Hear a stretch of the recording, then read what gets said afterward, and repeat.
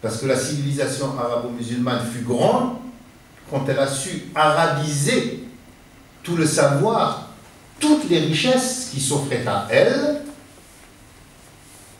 des cultures environnantes, qu'il s'agisse de la culture perse, de la culture hindoue, de la culture grecque, en particulier syriaque, araméenne. Tout ça a été arabisé et ça a donné une grande civilisation.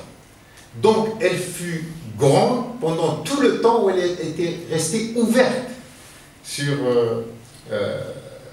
les cultures du monde de l'époque. Okay? Et puis, finalement, elle s'est, à cause du dogmatisme islamique, petit à petit rétrécie, enfermée, et c'est ce que j'appelle, moi, le repli culturel ethnocentrique. On explique tout à partir du cœur arabe, comme s'il n'existe pas d'autres cultures. Donc, ce mot Shah, au fond, il a été éclairé par une équipe dans ma maison d'édition,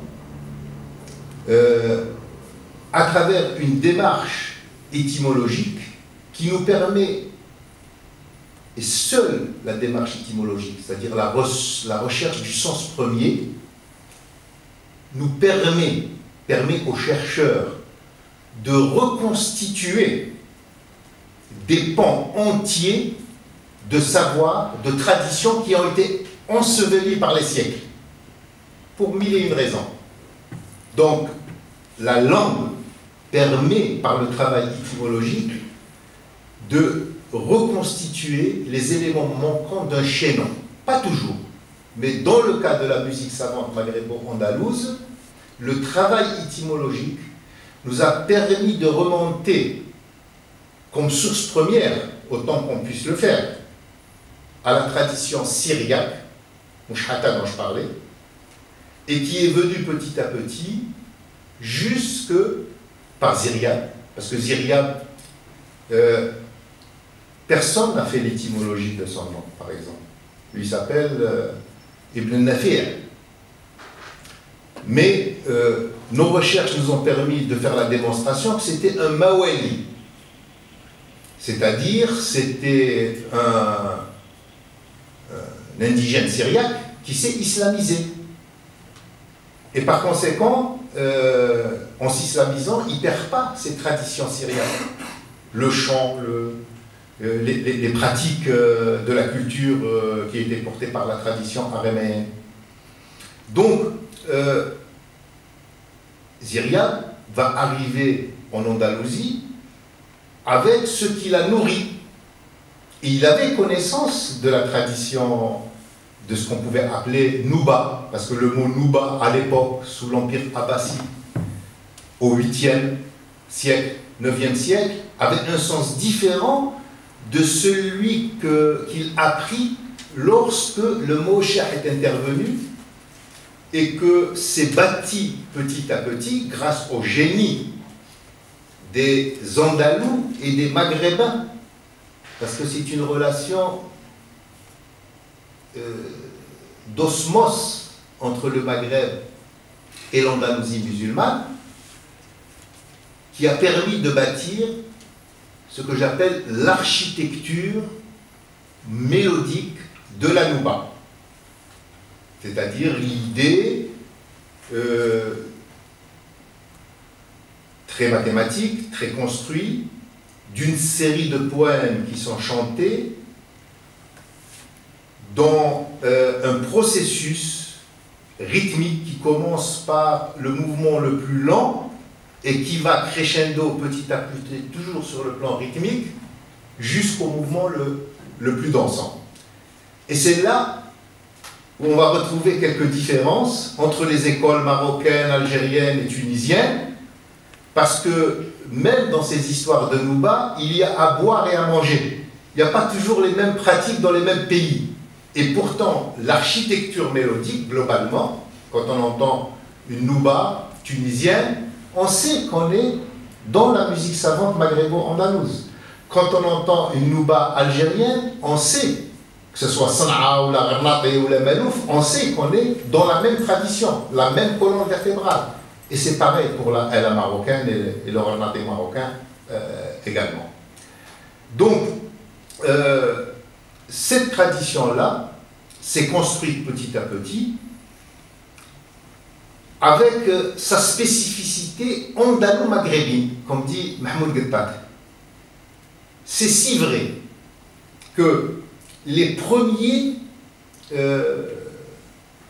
écrivains qui ont écrit sur cette tradition, c'est d'abord un Tunisien qui s'appelle Mohamed Zarif, qui est mort en 1385 et qui était toujours en Tunisie.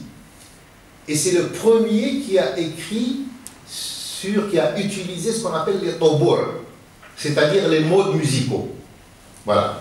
Et il y a dans la tradition tunisienne, dans le Malouf, Naourat Tobour, n'est-ce pas, qui est chanté encore et qui est chanté également dans la tradition Malouf constantinois, où on chante une série de modes musicaux qu'on nomme comme techniques mnémotechniques en quelque sorte. C'est pour enseigner ces modes, etc. Les gens apprennent par cœur pour essayer de se retrouver. Voilà, c'est utilisé pour l'éducation et l'instruction pédagogique. Donc, nous avons, nous, la conviction que ce travail étymologique donne une piste scientifique et historique jusqu'à preuve du contraire incontestable des origines premières de la musique savante maghrébo-andalouse, qui va se construire entre la fin du XIe siècle jusqu'au XIIIe siècle. Et si cette musique ne perdure qu'au Maghreb, c'est bien qu'elle a quelque chose qui est fondamentalement maghrébin. Car les musulmans expulsés et les juifs expulsés d'Andalousie ne sont pas, se sont principalement rendus au Maghreb, c'est vrai, mais il y en a beaucoup qui sont partis dans l'Empire ottoman, en Égypte, en Syrie, n'est-ce pas? Qu'est-ce qui fait que dans ces pays-là, ils n'ont pas la même musique? Pour les connaisseurs, par exemple, si vous entendez Fayrouz chanter Mouachahat ou la Sabah Fakhri, vous allez entendre une esthétique mélodique qui est la marque de l'Orient, qui n'a rien à voir avec l'esthétique mélodique maghrébine. Donc, c'est pourquoi j'ai intitulé mon intervention « Le Melouf tunisien comme symbole d'une identité culturelle et musicale maghrébine ». Parce qu'on retrouve la même chose, pareil. Et comme je crois que si on veut construire une unité maghrébine, il faut absolument valoriser le patrimoine spécifiquement réductible, spécifiquement maghrébin, qui pour moi n'est pas réductible à la seule langue arabe littéraire, ni au seul islam. Je regarde où j'en suis. Voilà. Donc, qu'est-ce que nous enseignent les résultats de cette recherche scientifique? Alors, les explicitations que je peux développer tout à l'heure, le cas échéant, quand vous me poserez des questions, nous enseignent un certain nombre de failles fondamentales que nous rencontrons dans la culture arabo-berbéro-musulmane. Alors, par exemple, je ne vais pas citer toutes les failles, mais par rapport au domaine musical d'aujourd'hui, elle nous enseigne quelque chose d'essentiel sur l'absence cruciale d'un dictionnaire étymologique de langue arabe. Savez-vous qu'il n'existe pas de dictionnaire étymologique de langue arabe? Et le fait que cela n'existe pas, il a fallu un financier comme moi pour porter la recherche, parce que j'avais un objectif de défense de l'identité culturelle maghrébine. Moi, je suis ni spécialiste, enfin, c'est pas ma culture, c'est pas ma formation. Moi, j'étais dans la finance. Voilà. Et donc, qu'est-ce qui fait? Est-ce que c'est parce qu'il n'y a pas suffisamment d'arabes linguistes compétents? Certainement pas. Nous avons toutes les compétences dans la culture et la civilisation arabo-musulmane pour faire un dictionnaire étymologique. La raison qui fait que ce dictionnaire étymologique de langue arabe n'existe pas est une raison idéologique de type pan-islamique et pan-arabe. On ne veut pas de dictionnaire étymologique parce que favoriser la réalisation d'un dictionnaire étymologique, c'est ipso facto entrer dans un processus d'historicisation de la langue arabe et donc du Coran. Voilà la raison pour laquelle on ne veut pas de dictionnaire étymologique de langue arabe, non pas parce que ce n'est pas possible techniquement, c'est facile. Si un jour, moi, je gagne au loto, je le fais. Il me faut 4 millions d'euros pour faire un dictionnaire étymologique de langue arabe. C'est possible. Et à un niveau international. Il faut juste mobiliser ceux qui maîtrisent le grec, la langue arabe, l'hindou, le persan, etc. Et on fait un dictionnaire étymologique. Et je sais de quoi je parle, puisque je donne un certain nombre d'exemples dans mon livre « Aux origines du déclin de la civilisation arabo-musulmane ou les sources du sous-développement en terre d'islam ».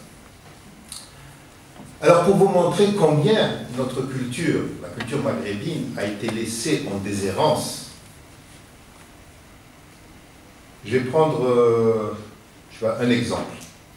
Un exemple qui me tient à cœur, parce qu'en travaillant sur le corpus poétique maghrébin Melhoun, ou Cha'bi Melhoun, pour ce qui est de l'Algérie, Melhoun ça vient surtout du Maroc, dans un poème que chante divinement Grouabi, un Algérien, que j'aime, que j'adore,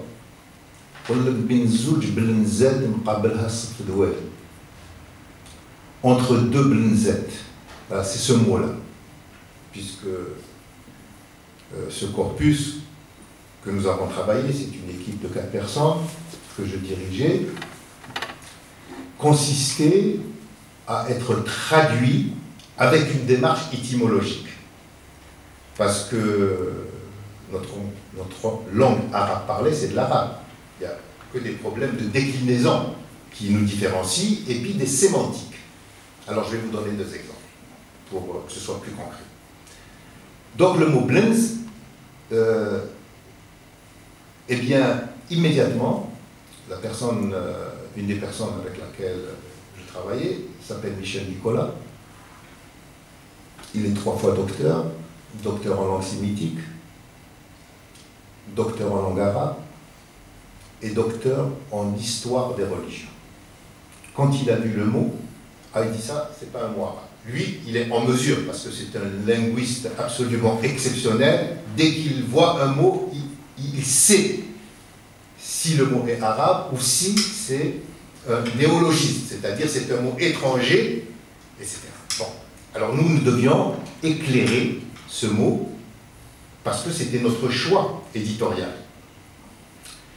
Et alors, pour toujours plaisanter comme ça, quand je fais de temps en temps mes petites conférences, je dis que ce mot pour l'éclairer m'a coûté 20 000 nouveaux francs. Alors on pose souvent la question comment je calcule ça. Bon, bref. Donc j'allais à la recherche, nous étions 4 à la recherche de savoir qui peut nous expliquer cette expression, ce mot. Et alors, moi dans ma vie, ma première leçon de tolérance, je l'ai eue en Tunisie, en 1963. Je vous raconterai l'histoire peut-être tout à l'heure. Et à partir de cette recherche étymologique sur le mot blenz, j'ai eu une nouvelle leçon de tolérance. Parce qu'on est tous plus ou moins aliénés par notre culture, par un certain nombre d'idées reçues comme ça. Pour moi, le Melhoun, Cha'bi Melhoun, il n'y a que les Marocains ou les Algériens. Parce qu'il n'existe pas vraiment dans la tradition tunisienne. C'est facile à chanter, etc. Donc, j'allais chercher les Mawlou'in du Cha'bi ou du Melhoun, Marocains, Algériens qui connaissaient, etc. Et finalement, c'est une Tunisienne et une tunisien que j'ai rencontré pied de chameau, n'est-ce pas, mon ami Simon, hein, en discutant, pianiste, enfin le Tunisien, une fille qui était pianiste et un Tunisien qui était prof d'allemand. Alors comme ça, je me dis, qu'est-ce que c'est Blins pour toi, pour vous, les deux? Alors ils m'ont dit, c'est facile, nous on a une expression en Tunisie qui dit Hada Blins. Celui-là, c'est du bois d'Éden, il est fort comme du bois d'Éden. C'est-à-dire ce bois qu'on jette dans l'eau et puis il coule parce que c'est de la pierre. Et c'est la couleur noire, l'Éden.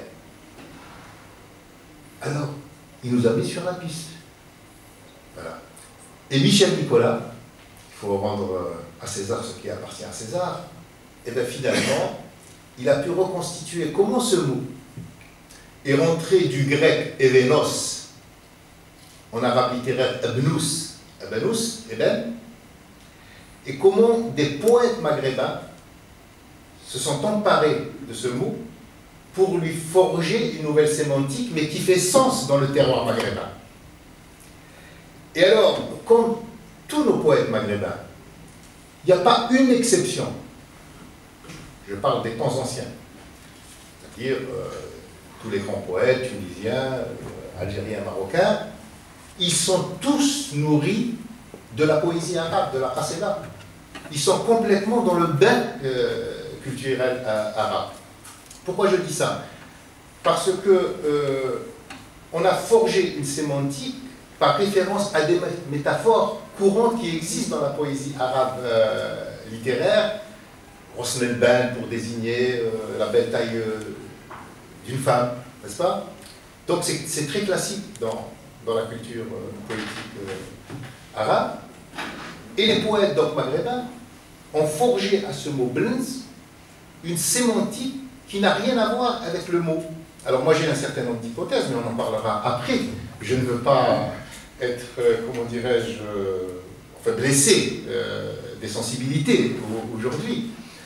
Donc au fond, ils ont considéré que ce mot, dans Alamat al-Milhoun, c'est-à-dire c'est l'œuvre référentielle sur le Milhoun, écrite 4 tomes par Mohamed El-Fassi, qui a été, après l'indépendance, le premier ministre de la culture marocaine. Donc il a fait 4 tomes, dans un tome d'entrée, de mots comme ça, un peu milhouniens. Et il met au mot blends, sajra, en arabe, blends, 2 points, il a écrit qu'en arabe. Sajra, tushabbihu biha qudud al-nisa. Pour les non-arabophones, je traduis, c'est un arbre utilisé comme métaphore pour décrire la belle taille d'une femme. Ok?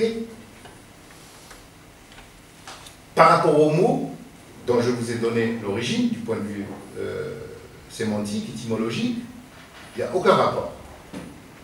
Sauf que dans la culture, ce mot, culture marocaine, algérienne, ce mot a fini par avoir ce sens. Mais quand vous consultez le dictionnaire de langue arabe dialectale de Sinasser, CNRS, vous allez à Blins et il vous donne 2 points, cyprès, boîte de lance en bambou, puis il y a un autre mot. Bref, des explications d'arbres qui ont tous à voir avec quelque chose qui peut être utilisé pour décrire la finesse de la taille d'une femme. Or, tous ces mots que je viens de vous dire, par exemple le bambou, on dit khayzora en arabe, le cyprès sarwal, donc n'ont rien à voir avec Blins. Donc on met le lecteur de ce dictionnaire dans une mauvaise piste, tout simplement parce qu'il n'y a pas de travail étymologique. Ça, c'est un premier exemple. Il a fallu donc faire un très gros travail de reconstitution, de recherche, pour trouver comment ce mot est rentré et comment, au fond, il a été utilisé par des poètes arabes pour lui donner le sens que je viens de vous donner. Ça, c'est un premier exemple. Voilà. Un deuxième exemple renvoie au mot Shfei Flaoui. Ou Shfei Flaoui. Ça vous dit quelque chose, ça? Shfei Flaoui pour les arabophones? C'est dans une qasida emblématique marocaine qu'on appelle